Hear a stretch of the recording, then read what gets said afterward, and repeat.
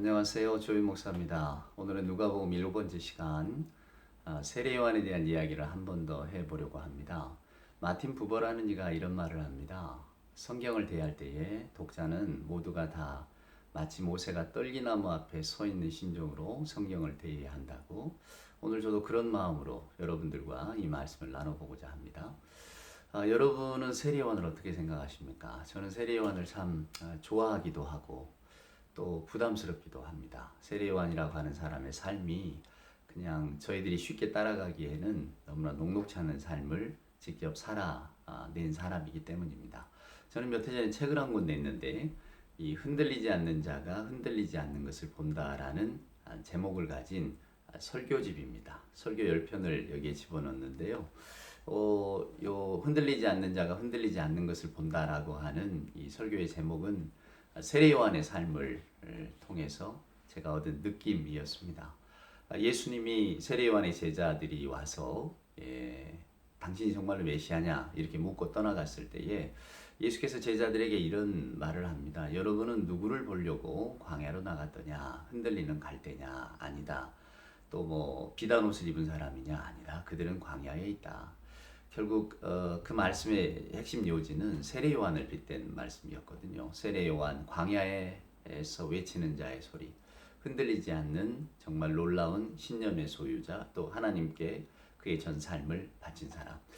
여러분 아시겠지만 선지자라고 하는 사람은 미리 그 앞날을 내다본다 뭐 이런 뜻이 아니고 하나님의 말씀을 대언하는 사람이잖아요. 옛적에도 예언자는 언제나 신의 말을 대변하는 사람이라는 뜻으로 쓰였지 뭐 어떤 사람의 운명을 점지한다거나 아니면 일어나지 않는 일, 미래를 내다본다거나 하는 그런 종류의 사람은 아니었습니다. 오늘날 우리가 선지자니 뭐 예언자니 이 말의 용법을 잘못 쓰고 있을 뿐이죠. 그래서 세례 요한은 철저하게 하나님께서 자기 입술에 넣어준 말을 그냥 우리에게 전했던 사람입니다. 세례 요한의 삶에 독특한 것은 여러분 뭐 지난 시간에도 제가 세례 요한에 대한 언급을 잠깐 했지만은 여기에 있습니다. 그는 사가랴 반열의 자손입니다. 이게 제사장 집안의 자녀였다는 거죠.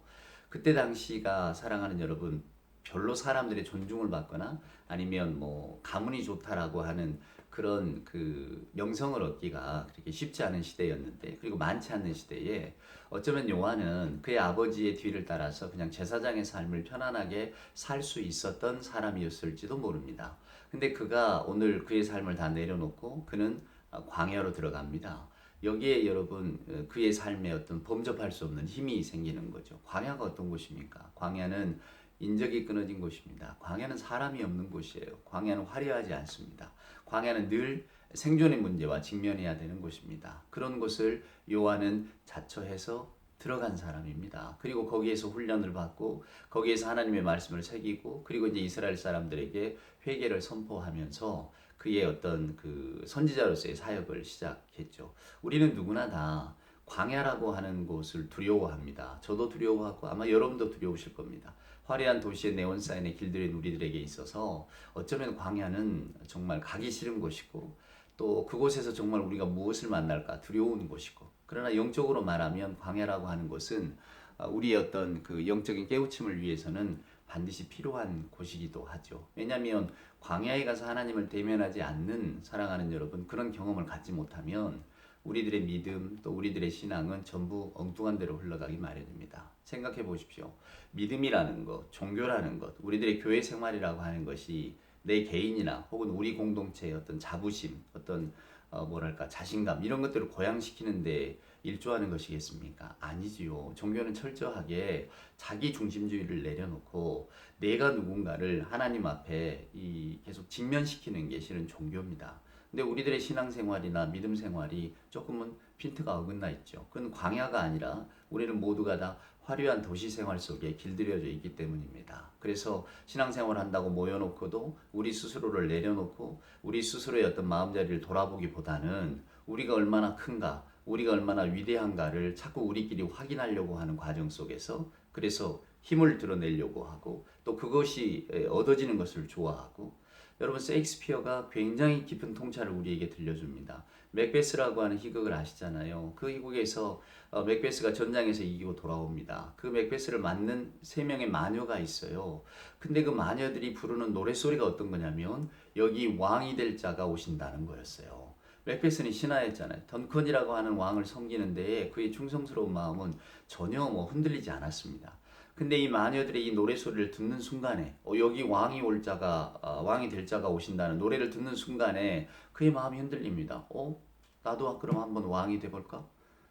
나라고 왕이 못 될 게 뭐가 있나?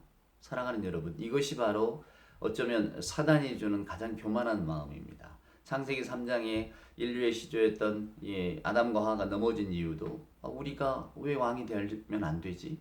왕이 될 사람이 따로 있나? 내가 왕인 걸. 오늘날의 우리들의 마음을 가장 사로잡고 있는 인간의 죄성은 바로 이 교만입니다. 사랑하는 여러분. 그래서 하나님께로 가로막는 방법을 가는 길을 이 교만이 막고 있는데 우리는 어쩌면 우리 스스로가 종교활동을 통해서 이것들을 사랑하는 여러분 더 공고하게 세우고 있는지도 모릅니다. 그래서 오늘 세례 요한의 메시지가 더 절실한 겁니다. 제가 한번 누가복음 3장에 있는 세례 요한의 메시지, 물론 선지자 이사야의 글을 빗대서 말하는 겁니다만은 오늘 그의 말을 한번 읽어보면서 그의 신앙을 따라가 보려고 합니다. 한번 보십시오. 요한복음 3장 4절로부터 보면 선지자 이사야의 책에 쓴 바 광야에서 외치는 자의 소리가 있어 이르되 너희는 주의 길을 준비하라 그의 오실 길을 곧게 하라. 모든 골짜기가 메워지고 모든 산과 작은 산이 낮아지고 굽은 것이 곧아지고 험한 길이 평탄해질 것이요 모든 육체가 하나님의 구원하심을 보리라 함과 같으니라. 말씀드린 것처럼 세례 요한은 주의 길을 예비하러 왔습니다. 주의 길을 예비한다는 것은 지난 시간에 말씀드린 것처럼 이스라엘 백성들은 우리가 하나님으로부터 버림받은 이유가 하나님의 말씀에 순종하지 않은 데 있다고 봤어요. 그래서 우리가 하나님이 빨리 우리 역사에 개입하시고 우리를 구원하시는 그런 놀라운 일들을 목도하려면 우리가 모든 것을 다 내려놓고 즉 옛적의 불순종의 자리에서 벗어나서 하나님 앞으로 나아가야 한다. 하나님의 말씀에 순종해야 된다. 이 기본이 되어야 된다고 생각했습니다. 그래서 율법주의 운동이 그거잖아요. 하나님께로 돌아가자. 결국 하나님께로 돌아가는 방법은 하나님이 우리에게 주신 계명을 잘 지키는 것이다. 계명을 아름답게 지켜야 하나님이 우리를 불쌍히 보시고 하나님께서 우리 역사에 개입하셔서 우리를 정말로 옛적의 다윗의 영광을 주신 것 같은 그런 놀라운 민족으로 다시 세계에 으뜸가는 민족으로 만들어 주실 것 아니냐 이런 소망을 갖고 있었어요. 그러니까 오늘 선지자 이사야가 말한 대로 주의 길을 앞서서 너희는 예비하라고 하는 것이 결국은 백성들의 마음을 회개하는 자의 마음자리로 돌리라는 거거든요. 그런데 오늘 선지자가 선포하는 메시지가 굉장히 의미심장합니다. 그건 뭡니까? 오늘 주께서 오시면 어떤 일이 벌어진다고 합니까? 높은 산이 낮아진답니다. 골짜기가 메워진답니다. 모든 민족이 다 하나님의 어떤 그 구원을 본답니다. 사랑하는 여러분, 과연 이런 일이 일어날 수 있을까요? 오늘 우리들의 세계를 한번 볼까요? 옛적에 로마 시대, 물론 바벨론의 압제를 받던 때도 마찬가지입니다만은 이스라엘 민족은 언제나 이 높은 산과 낮은 평지, 낮은 산, 그 다음에 골짜기가 깊어지는 상황 속에서 살았어요. 세계 정세가 그랬잖아요. 지금도 마찬가지입니다. 인간이 살아가고 인간이 만들어내는 모든 문명과 발전의 끝은 결국은 높은 산은 더 높아지고 낮은 산은 더 낮아지는 겁니다. 골짜기는 더 깊어지지 높은 산과 낮은 산이 똑같이 되고 깊은 골짜기가 메워지는 역사는 일어나지 않습니다. 왜 그럴까요?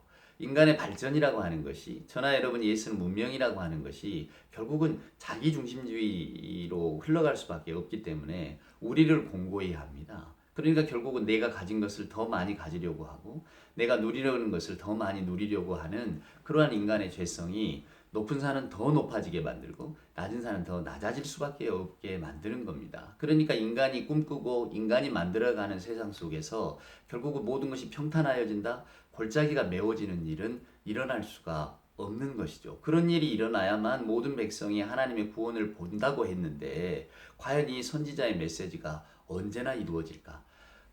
성경은 그것이 바로 예수 그리스도의 오심으로 이루어졌다라고 말합니다. 너희가 지금 이 순간에 하나님의 구원을 보리라. 그래서 예수의 오심은 하나님의 현재이자 하나님의 미래입니다.